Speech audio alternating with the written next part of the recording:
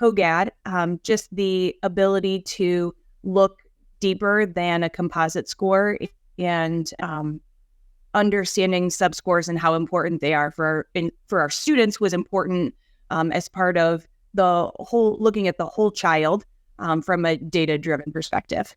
We can also look at those subscores and see how important it is that every student has a strength.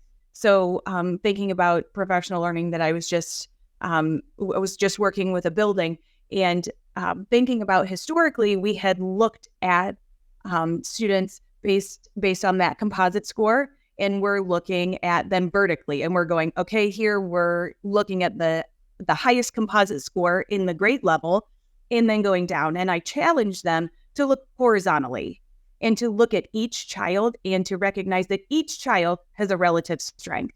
And how can we build on that relative strength, but also how can we shore up a challenge area?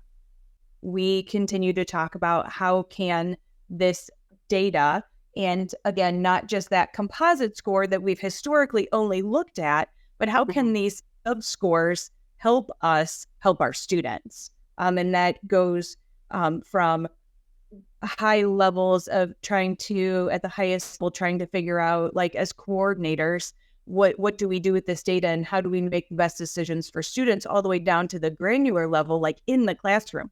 How can a gifted intervention specialist support students with a high nonverbal score in a space? How can we better understand students with a high verbal score? And how can that help us then help them in a math space?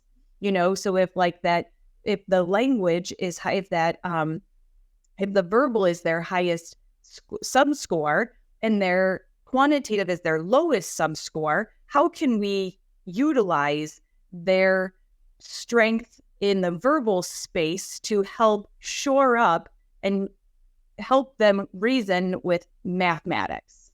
Yeah.